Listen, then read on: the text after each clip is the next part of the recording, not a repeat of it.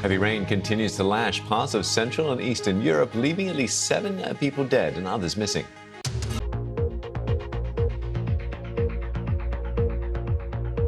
And staying with extreme weather, Portugal has asked Europe for help as wildfires continue to spread in the central and northern regions. Residents in the affected areas have been evacuated and roads have been closed. Recent droughts and high winds have made tackling the fires particularly difficult.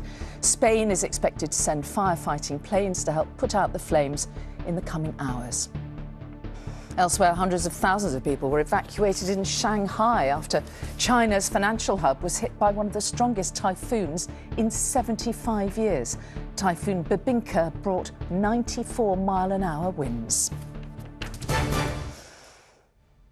On at 7, we have a special report from the Arctic archipelago of Svalbard, where record temperatures were recorded last month and where melting ice is affecting not just the environment, but the wildlife trying to live there.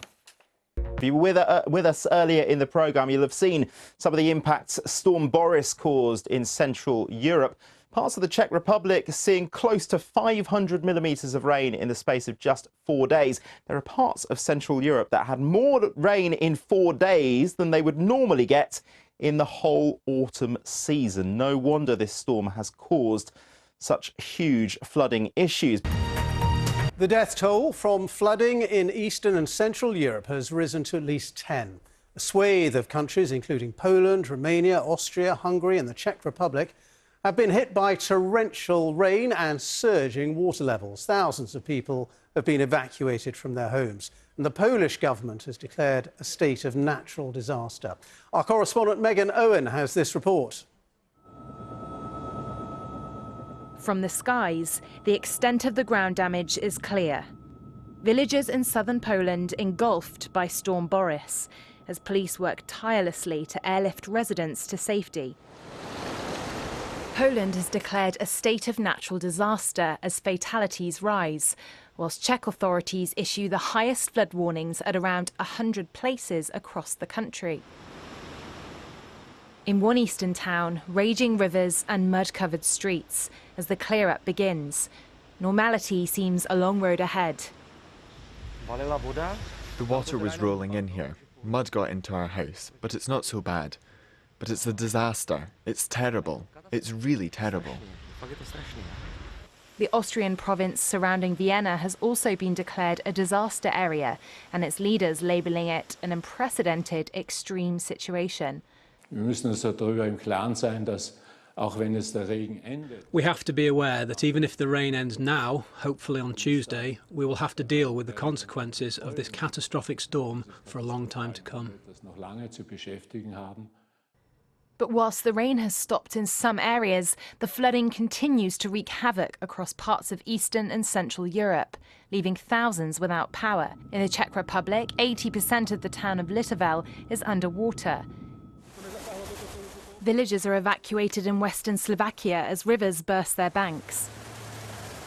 In Nysa, Poland, even safe areas are out of bounds.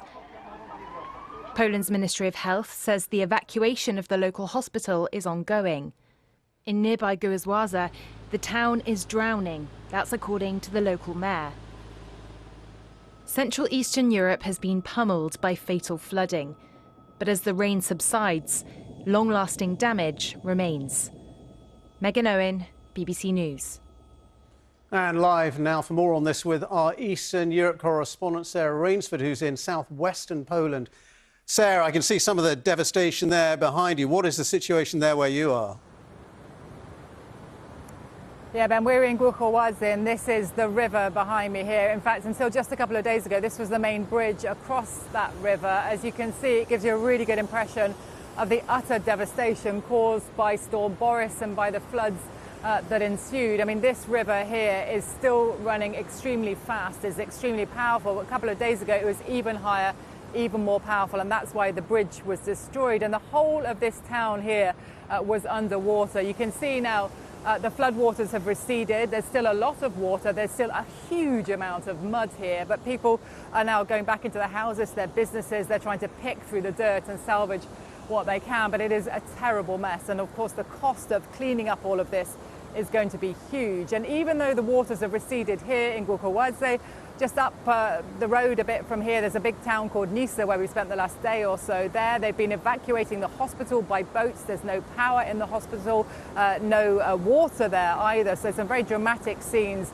there. And whilst here the rains are coming again, but it seems like the water's receding, up in Nisa their sirens have been ringing, and there is a danger that a reservoir and a dam upstream from there is under danger, and that's putting extra pressure potentially on the town of Nisa, where people are extremely worried there's a lot more bad times to come.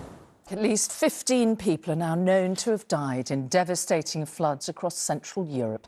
It's being caused by Storm Boris, which brought extreme rainfall over the weekend, and it has not finished yet. Here's the weather map from early today, and as you can see, Poland, the Czech Republic, Slovakia and alpine regions of southern Germany, Austria and Hungary have all experienced abnormal levels of rainfall. The storm has been whipped up by a warmer than usual Mediterranean Sea, which has clashed with an area of low pressure moving south. You can see there. Although conditions have stabilised in some parts of Central Europe, others are bracing themselves for more disruption. Here's our correspondent Sejal Karia on the devastation and the rescues. Such is the size and scale of the flooding across Central Europe, it's being called a catastrophe.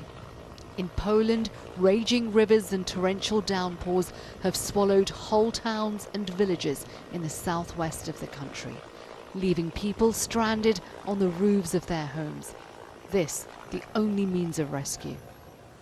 Whole swathes of the continent submerged by some of the worst flooding to hit in 30 years, from Austria to Romania.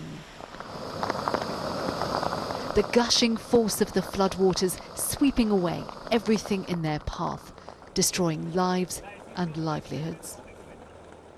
The death toll rising from the devastation caused by Storm Boris. The waters in Kłodzko in Poland ripping through, leaving no stone unturned and no street and road untouched.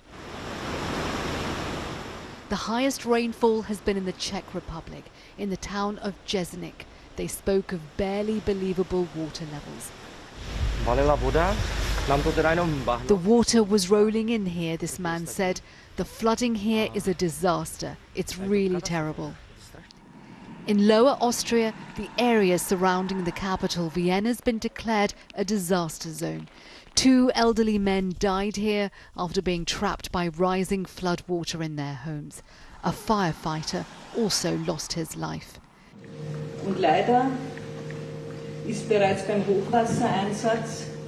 These are difficult, dramatic times, the regional governor said. The country and the people are under immense strain.